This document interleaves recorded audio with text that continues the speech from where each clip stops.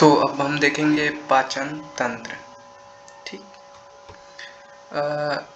परिभाषा इसकी क्या है पाचन तंत्र की? तो जटिल भोज्य पदार्थों को सरल भोज्य पदार्थों में बदलने की जो क्रिया है, यानी कि उसमें निहित पोषक तत्वों को अवशोषण योग्य बनाने की क्रिया, वो पाचन तंत्र कहलाती है। पाचन तंत्र का प्रारंभ कहाँ से होता है? तो कहाँ से होता है? मुख से।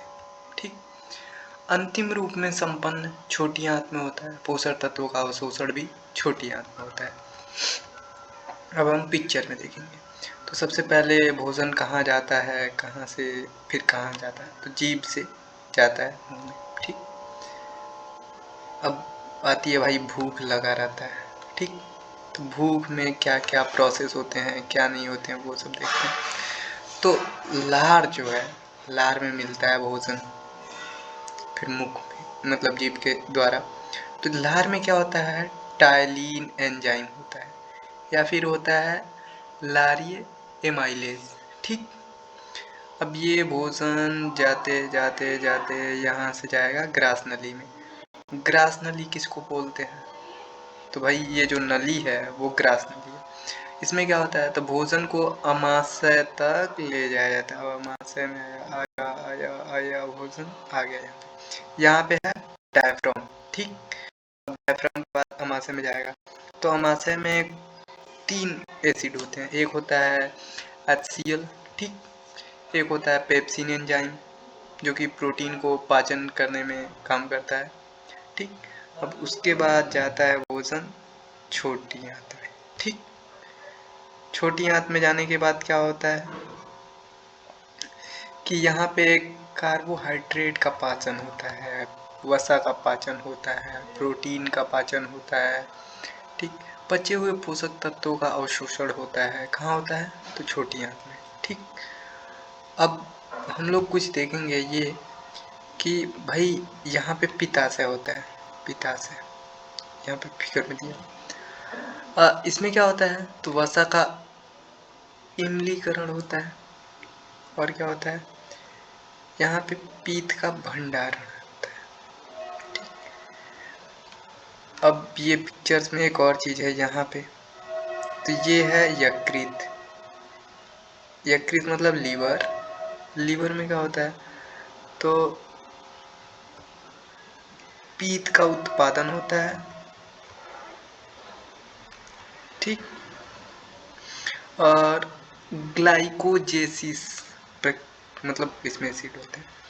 और यूरिया का संश्लेषण होता है इसमें। और क्या होता है? अग्न्याशयी रस होते हैं। ठीक, कहाँ होते हैं ये? अग्नाशय में। अग्नाशय कहाँ है? यहाँ पे अग्नाशय। कुछ और चीज देख लेते हैं। तो बड़ी आंत, बड़ी आंत में क्या होता है? जल का अवशोषण होता है।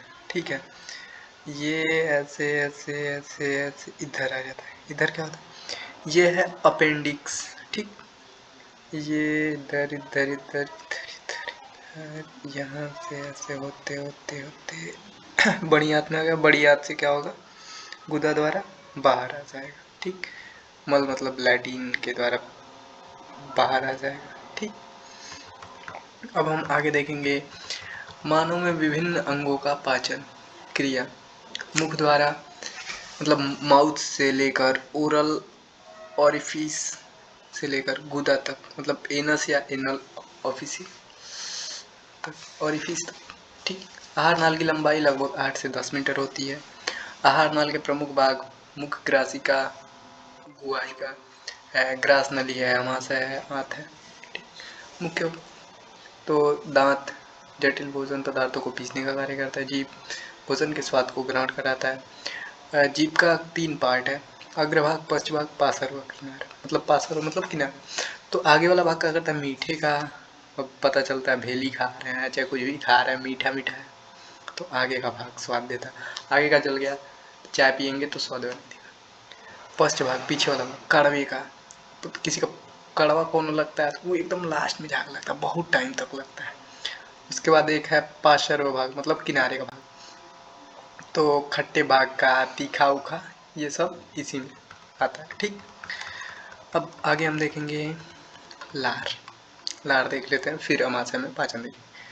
तो लार का क्या है? लार हल्का अम्लीय भोजन को गीला करना व लुगदी बना दे एकदम पीस के। लगभग 9.5% जल होता है, लगभग 0.75% या से लगाए 1.5 लीटर बहता है। 3 जोड़ी लार ग्रंथियाँ, अधोजिया जिसको, और उसके बाद कर्णमूल, अधोहनु। ठीक। एंजाइम का स्राव क्या होता है?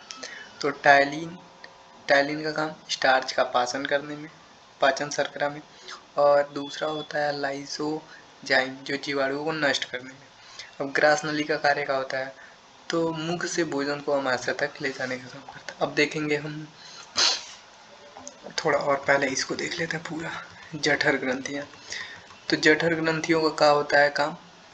ये जठर रस उत्पन्न करती हैं जो हल्के पीले रंग का होता है। हाइड्रोक्लोरिक अम्ल जो कि अम्लीय माध्यम है, पेप्सिन प्लस पेप्सिन एंजाइम जो प्रोटीन का पाचन करता है, प्लस श्लेष्मा अमाशय के अंतरिक्त आस्तर की अम्ल से रक्षा करता है।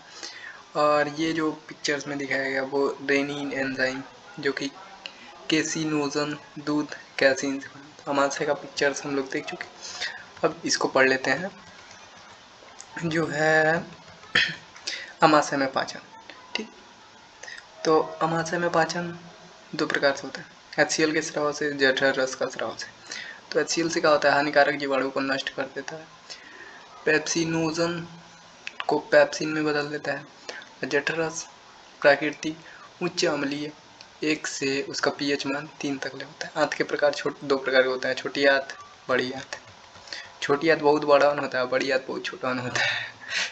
पिता से देखते हैं जिसको गाल ब्लैडर बोलते हैं।